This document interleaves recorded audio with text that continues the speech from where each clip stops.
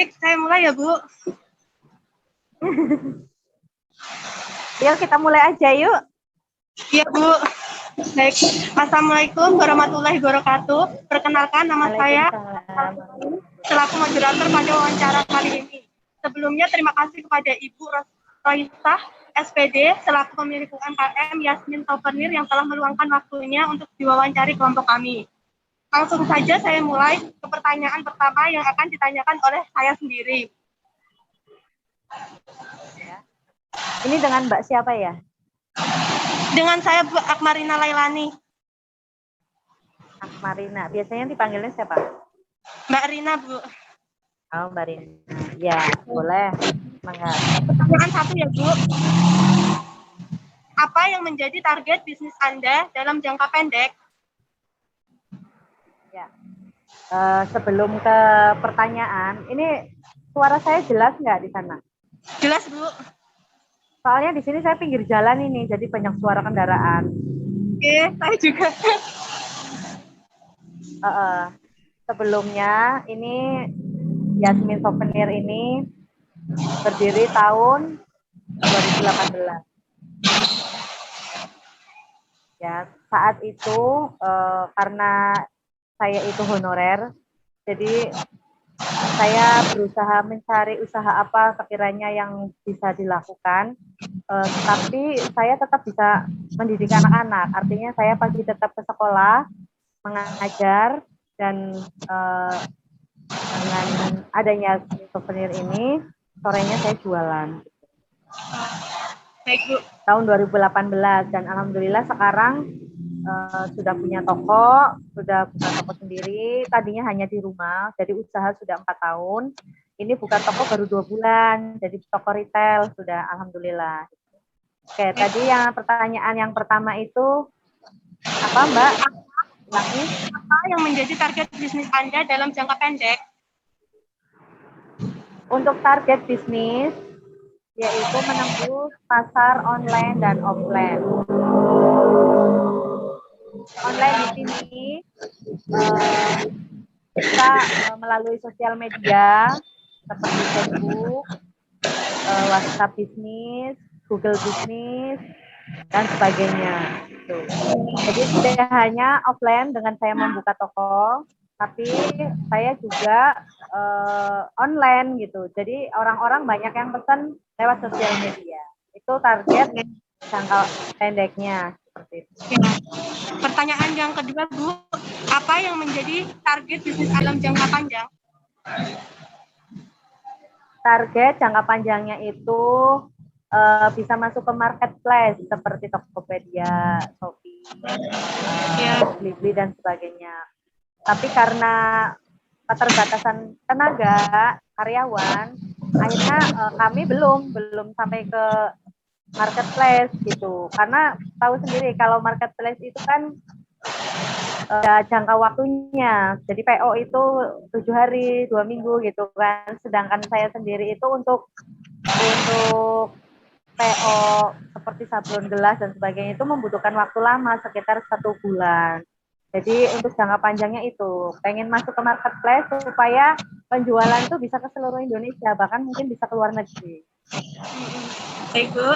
Selanjutnya ya, Bu, pertanyaan nomor 3. Apa yang dibutuhkan untuk mencapai target bisnis Anda? Yang dibutuhkan itu yang pertanyaan nomor berapa, Mbak? Itu langsung saja, Bu, ke yang pertanyaan terakhir, Bu. Untuk mempersingkat waktu. Yang dibutuhkan itu manajemen. Jadi saya ingin belajar manajemen yang baik. Dalam arti baik itu manajemen pemasaran, marketingnya, kemudian jadi supaya saya itu terarah, karyawan bagian produksi, karyawan bagian marketing, bagian admin. Nah, sementara ini kan baru ada 1 karyawan. Itu yang saya butuhkan. Pertanyaan selanjutnya akan dilanjutkan oleh rekan saya ya, Bu. Monggo.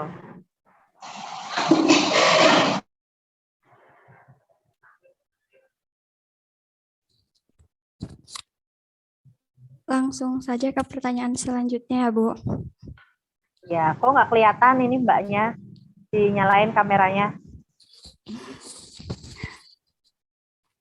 Nggak apa-apa, nyantai saja.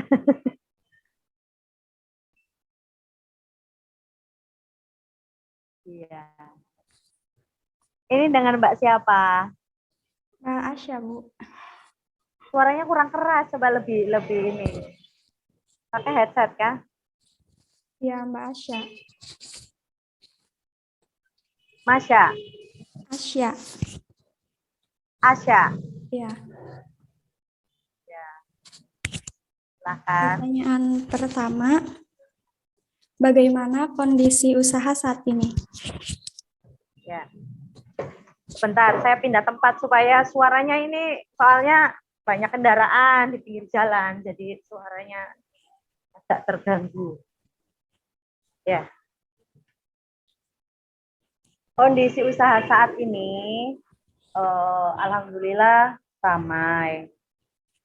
Karena saat ini menginjak mendekati bulan haji ya. Biasanya kan kalau bulan haji itu banyak pesanan souvenir, mahar, buket dan lain-lain.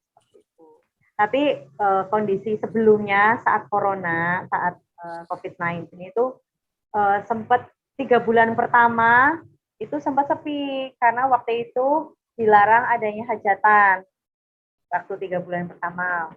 Tapi berikutnya setelah dibolehkan ada hajatan dengan protokol kesehatan yang ketat itu alhamdulillah lancar lagi meskipun pesanan sedikit-sedikit. Biasanya kan banyak bisa satu orang itu 200 pieces, ada yang 500, bahkan 1000 pieces. Paling Mbak karena undangannya terbatas, jadi sedikit gitu. Ada yang 50. Tapi alhamdulillah tetap berjalan. Bahkan saat Covid itu usaha Mbak itu tetap lancar karena Mbak itu semi online ya. Jadi orang itu meskipun ada di Jakarta, ada di luar kota, itu tetap bisa pesan di toko Mbak. Pertanyaan kedua, apakah dampak yang terjadi dengan keadaan sekarang? Dampaknya itu keadaan sekarang itu jadi apa ya, dengan adanya COVID itu ya kemarin itu dampaknya itu sekarang itu memang harus kita harus bisa online, semuanya harus online gitu. Jadi kita harus bisa mengikuti perkembangan zaman. Kayak orang aja contoh ya, ini seumpama kita bilang makanan, orang itu udahlah di rumah gitu, tapi dengan pesan lewat media sosial, lewat Grab dan sebagainya itu kan bisa mempermudah gitu. Dan alhamdulillah Yasmin Souvenir juga seperti itu. Kadangkala orang cuma pesan pesan lewat online, chat WA, transfer, kemudian barang diantar. Dampaknya jadi lebih jarang tatap muka. Mungkin terkadang tokonya ibu itu terlihat agak sepi, padahal produksinya setiap hari non-stop, Mbak. Enggak nyatetnya. Pertanyaan ketiga, apa faktor yang mempengaruhi hal itu? Yang mempengaruhi ini ya tadi karena adanya COVID-19 pertama. Yang kedua, memang sekarang itu yang mempengaruhi itu perkembangan zaman. Kita harus marketing online. Ya. Pertanyaan keempat, apa yang harus dilakukan dan apa hasilnya? Yang harus kita lakukan, kita itu dalam kondisi seperti ini harus meningkatkan pelayanan.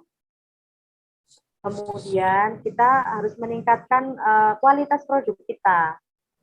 Pelayanan kita harus ramah, produk kita harus bagus supaya kita bisa bersaing dengan yang lainnya. Tentunya juga dengan harga yang terjangkau. Pertanyaan selanjutnya akan disampaikan oleh rekan saya. Baik, Ibu, saya akan melanjutkan pertanyaannya. Ya. Pertanyaan yang pertama, apa yang akan Ibu lakukan mengenai hal tersebut? Ini dengan Mbak siapa ya? Dan Mbak Ulfi, Bu. Siapa? Mbak Ulfi. Ulfi. Ya. Ya, tadi apa pertanyaannya? Ulangi. Apa yang akan Ibu lakukan mengenai hal tersebut? Yang saya lakukan untuk meningkatkan pelayanan itu biasanya itu saya itu ya kalau ada orang beli tentunya harus tersenyum ya. Coba kalau mbaknya beli sesuatu, kemudian yang jaga tokonya judes, cemberut, kira-kira gimana? Ya.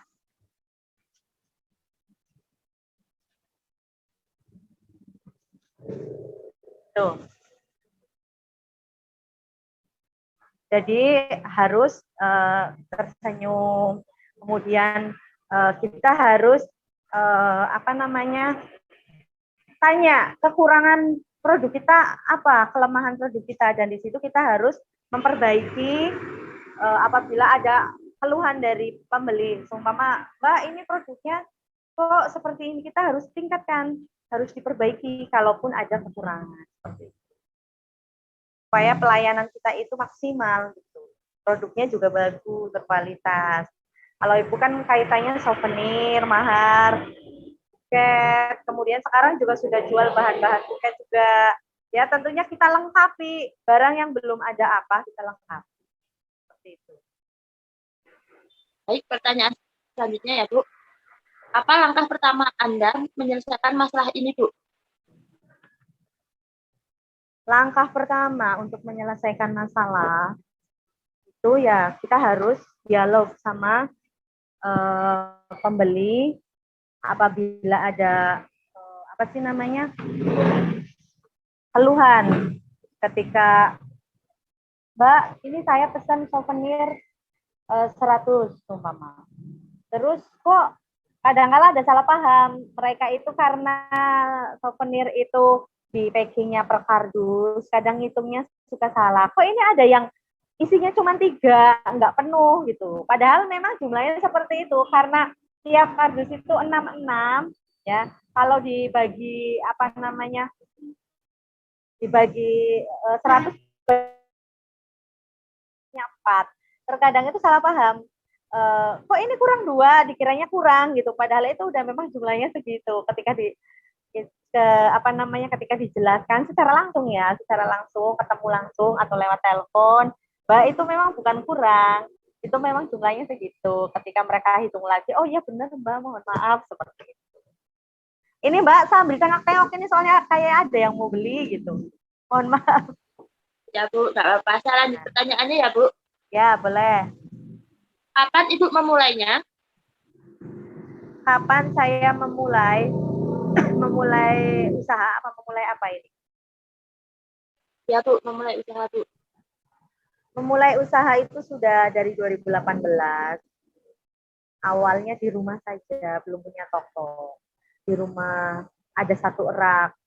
Terus karena tadinya bahkan ibu itu reseller, nggak bikin sendiri. Ngambil di orang, dijual lagi. Cuman kan alhamdulillah suami itu pinter nyablon. Akhirnya belajar nyablon kan, beli alatnya, akhirnya bisa produksi sendiri. Kemudian setiap bikin itu posting lewat Facebook, lewat WhatsApp kan. Akhirnya orang-orang dari wilayah terdekat teman-teman kita pesan seperti itu. Jadi udah 4 tahun. Baik, pertanyaan selanjutnya. Apakah yang akan menghalangi Ibu? Menghalangi apa ini maksudnya? Lagi meeting. Mungkin menghalangi usaha Ibu. Menghalangi. Bentar Mbak ya, sebentar ini ada yang Ya, Bu, menghalangi usaha itu ya tidak ada yang menghalangi sih ya. Sebenarnya yang menghalangi itu adalah kemalasan kita sendiri.